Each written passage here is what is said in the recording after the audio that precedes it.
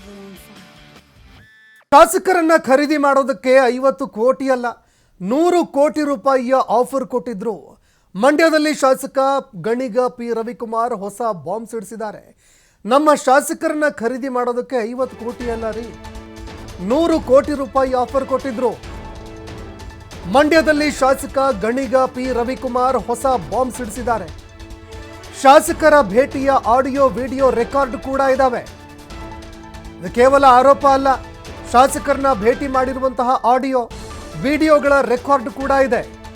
ಸಮಯ ನೋಡಿ ಬಿಜೆಪಿಯ ವಿಡಿಯೋ ಆಡಿಯೋ ಎಲ್ಲವನ್ನೂ ಕೂಡ ಬಿಡುಗಡೆ ಮಾಡ್ತೀವಿ.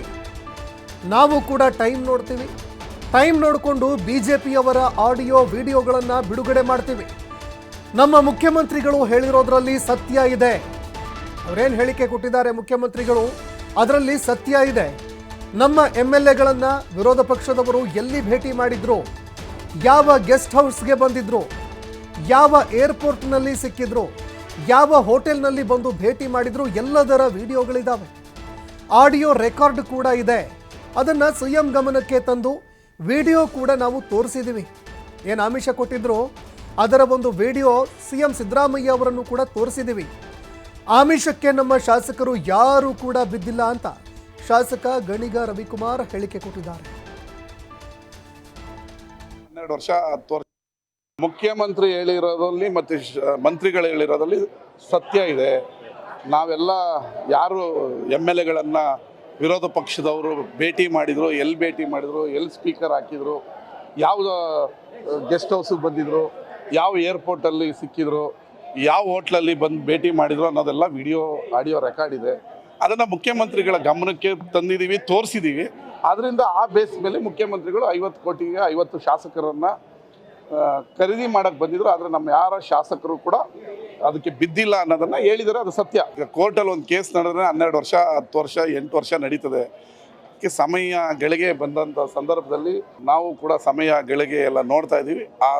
ಯಾವಾಗ ಬಿಡಬೇಕೋ ಬಿಡ್ತೀವಿ, ಸೂಕ್ತವಾದ ಕಾನೂನು ಕ್ರಮಗಳನ್ನ ಕೈಗೊಳ್ತೀವಿ. ಮುಖ್ಯಮಂತ್ರಿ ಹೇಳಿರೋದ್ರಲ್ಲಿ ಮತ್ತು ಮಂತ್ರಿಗಳು ಹೇಳಿರೋದ್ರಲ್ಲಿ ಸತ್ಯ ಇದೆ. ನಾವೆಲ್ಲ ಯಾರು MLAಗಳನ್ನು ವಿರೋಧ ಪಕ್ಷದವರು ಭೇಟಿ ಮಾಡಿದರು, ಎಲ್ಲಿ ಭೇಟಿ ಮಾಡಿದರು, ಎಲ್ಲಿ ಸ್ಪೀಕರ್ ಹಾಕಿದರು, ಯಾವ ಗೆಸ್ಟ್ ಹೌಸಿಗೆ ಬಂದಿದ್ರು, ಯಾವ ಏರ್ಪೋರ್ಟಲ್ಲಿ ಸಿಕ್ಕಿದ್ರು, ಯಾವ ಹೋಟ್ಲಲ್ಲಿ ಬಂದು ಭೇಟಿ ಮಾಡಿದ್ರು ಅನ್ನೋದೆಲ್ಲ ವಿಡಿಯೋ ಆಡಿಯೋ ರೆಕಾರ್ಡ್ ಇದೆ.